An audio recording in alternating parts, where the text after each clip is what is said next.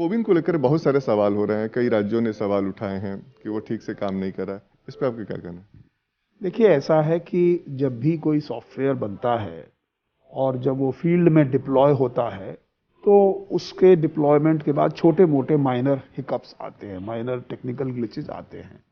और ये जो वर्तमान में जो जो छोटे मोटे जो प्रॉब्लम्स आई हैं वो एक माइनर टेक्निकल ग्लिचेस हैं जिनको हम लोग रियल टाइम में ठीक कर रहे हैं। ये पूरे टीकाकरण अभियान का बैकबोन माना जा रहा है कोविन आईटी प्लेटफॉर्म।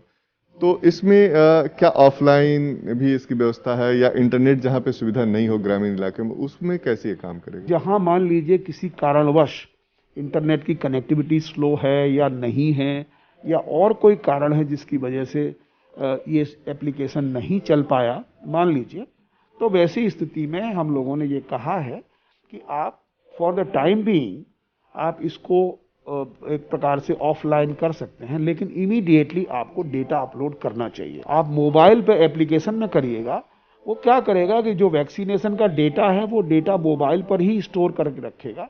जैसे ही मोबाइल की कनेक्टिविटी होगी वैसे ही वो डेटा अपने आप अपलोड हो जाएगा। कोविन आईटी प्लेटफॉर्म में आधार कितना रोल इंपॉर्टेंट है उसका, और बाकी जो डॉक्यूमेंट लगेगा उसका क्या रोल? मेरी समझ में सब लोगों के लिए उचित यही रहेगा और इजी रहेगा कि आधार का प्रयोग करें, और विशेषकर तब जबकि भारत सरकार जो सरकार उसका खर्चा वहन कर रही है, तब तो आधार का उपयोग वैसे भी आवश्यक है। आगे आने वाले समय में जो तीसरा चरण होगा उसमें 27 करोड़ लोगों को दिया जाएगा, उसमें आप कितना चैलेंज मानते हैं कि ये जो टेक्नोलॉजी है कोविन आईटी प्लेटफॉर्म, उसका कितना इंपॉर्टेंट रोल रहेगा? देखिए, मैं ये मानता हूँ कि जो हम प्लेटफॉर्म बना रहे हैं वो न केवल सिक्योर है, प्राइवेसी प्रिजर्विंग है, बल्कि स्केलेबल भी है। तो इसलिए इसकी स्केलेबिलिटी में हमको कोई प्रश्न नहीं है कि चाहे 20 करोड़ हो, 30 करोड़ हो, सब हो सकता है। एक ऐसी व्यवस्था बनानी पड़ेगी जो सिटीजन सेंट्रिक हो, जो सिटीजन्स के लिए फ्रेंडली हो, जिसमें लोग खुद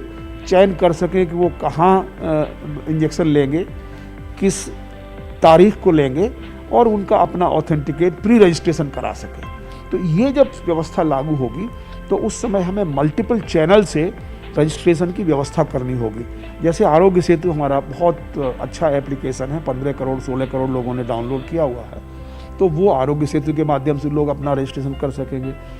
टेलीफोन करके हेल्पलाइन के माध्यम से रजिस्ट्रेशन कर सकेंगे, IVRS से कर सकेंगे, पोर्टल पर कर सकेंगे, सेंटर्स पे कॉमन सर्विस सेंटर्स के माध्यम से कर सकेंगे। तो इस प्रकार से सिटीजन्स खुद ही अपना एक प्रकार से प्री रजिस्ट्रेशन करके। और क्या आप चैलेंज मानते हैं आगे? Command driven situation, we should come to a demand driven situation, कि कहाँ कहाँ लोग चाहते हैं, कहाँ करना है, तो उस तरह का that will be and that उसको मैच करना होगा जो हमारी सप्लाई चेन है उससे।